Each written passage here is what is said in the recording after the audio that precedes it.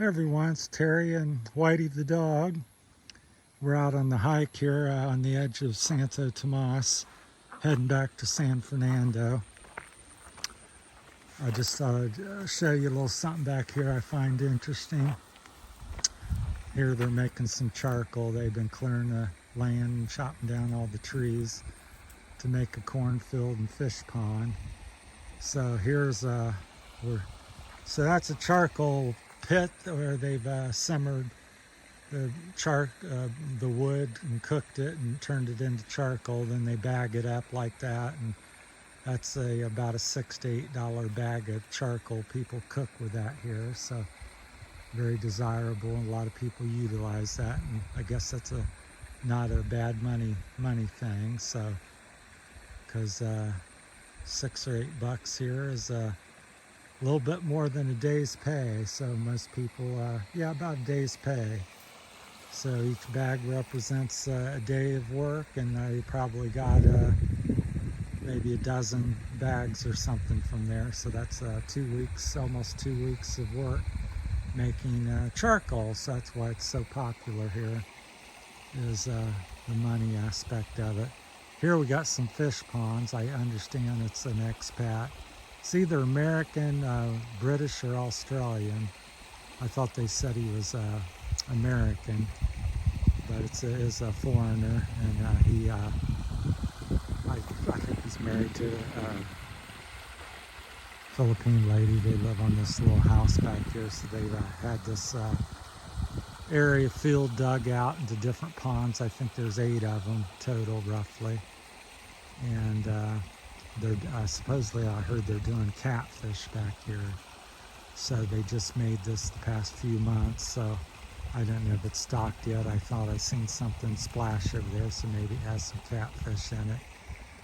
I think they spend about $2,000 or $3,000 American dollars, so I guess that's a couple hundred, 200 to 300,000 pesos, which is almost a half million, because 250,000 pesos, $250,000. So around $250,000, maybe a little bit more. So yeah, I gotta get used to the conversion. So fish ponds are something that's happening in the Philippines. Here and there, it's more popular. I haven't seen a lot of fish pond here, but this is the biggest operation, 8 different ponds, and I've seen that they're going to do catfish in each one. So you had a big machine come in and dig this out. I guess in quite a few cases it may be hand dug, but this one, being an expat, had a little extra money and had a machine come in and lay it out. So we'll see how successful he is with that.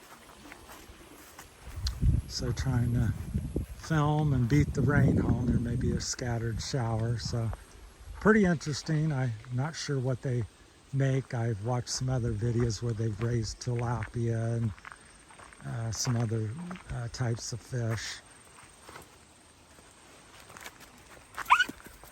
So the dog's twisting me up here, so I can't hardly hold it.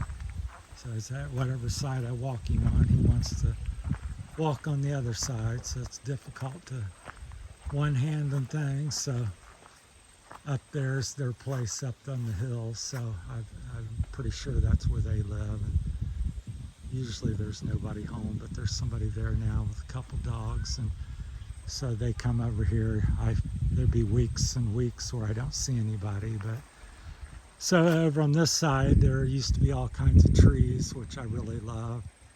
Real beautiful forest, and he's cut all them down this past few months, and they're doing corn, which is extremely popular in this part of the Philippines. I'm over here on the Visayas island, Iloilo, so that's where I'm at, in the Santo Tomas, Barotac, Viejo area. I live over in San Fernando, which is about a 45-minute walk from here. So he's taking out the woods, which looked like over here last year. Took up most of the trees down. He's planted corn in there. So, and they hand harvest and hand plant and ox plow, and so everything's very labor intensive and manually done here in the Philippines for the most part. I'm sure there are areas somewhere I hardly ever see it where there's a tractor, but there are some, but most of it's on hillsides, and this one's fairly level next to a lot of them, so there's a lot of rocks, and it's amazing how they can do things like that here. So fish ponds and cornfields and charcoal, and this is the trail or road backside to my house, so we do a loop almost every day through here, so at least minimally once, twice a week, or up to even 6-7 days a week. So just lately I've been coming probably 4 or 5. So, and it's the rainy season, so it's very muddy and lots of water here and there. So it goes back here and then turns into a single trail. So you can see they get their trucks sometimes back in here up to this corner, and then they can't go any further because it's too narrow, and so the rest from there is walking, so they usually will come this far and park and do what they do. So anyhow, I just wanted to share that man's operation. So he's a expat over here, owns a few hectares.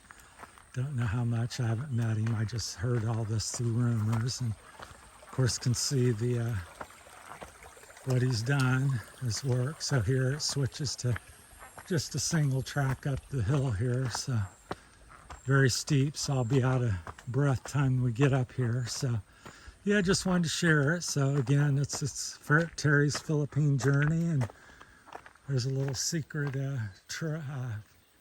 spring or thing coming out of the mountain here that goes into the creek, so it's hard to see. It goes up through the woods. Very dense, where there's some trees left. Most of them's been cut down through charcoal. So we go here, it's very shaded and lots of trees, and you get up around the corner and there's hardly any trees left, and it's some sort of invasive grass or common grass here. You can kind of see it here on the side.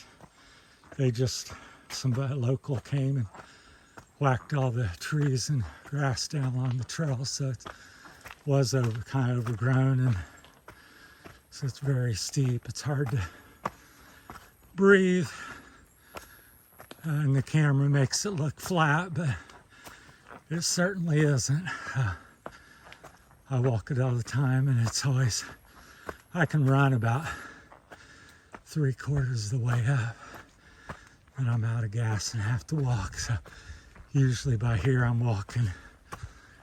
So yeah, just sharing my journeys, and anytime I see something of interest or have something to say, I share that with you, and hopefully people like that. So, and of course, if I get any more feedback and you say you want to see less or more of something, then I may adjust a little bit for everybody, because after all, I'm just not making these for videos for myself.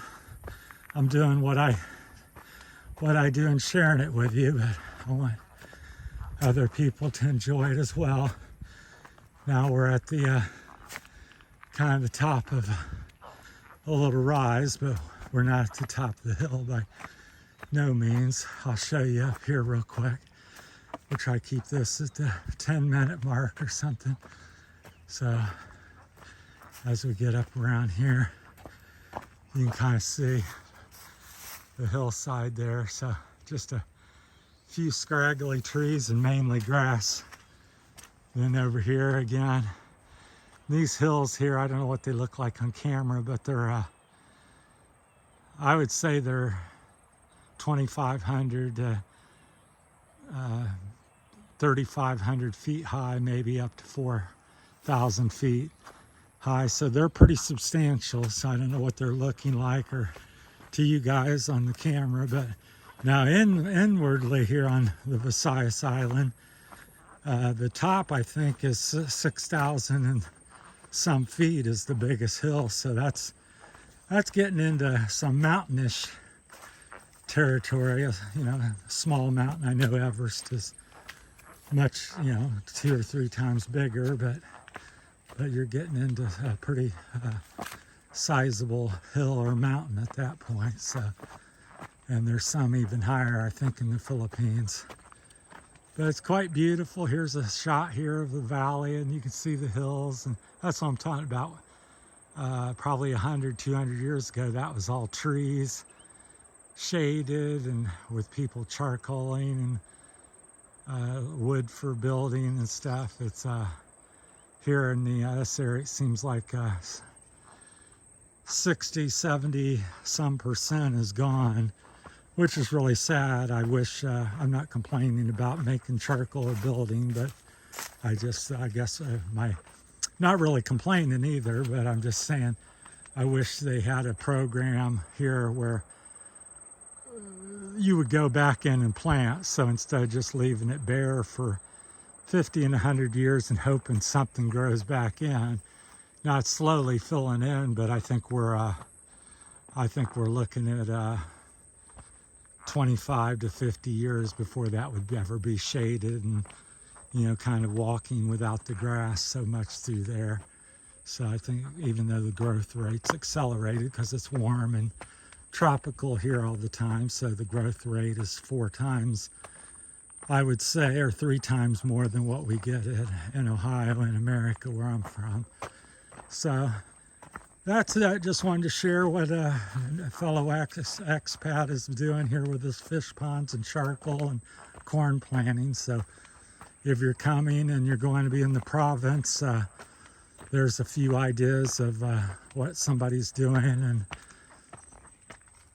and a lot of other people are doing the charcoal and the corn. I would say out of the 3, the corn would probably be maybe the most lucrative. Certainly any of them if done right. I don't know anybody that's got like a charcoal business where that's all they do, but I think they just do that as an extension. Like I said, he cleared all the land for the corn, so they took the wood and used it for building and making charcoal. So it's a double thing, but their end plan was to get a cornfield. So, all right, thanks for watching. Appreciate all the support.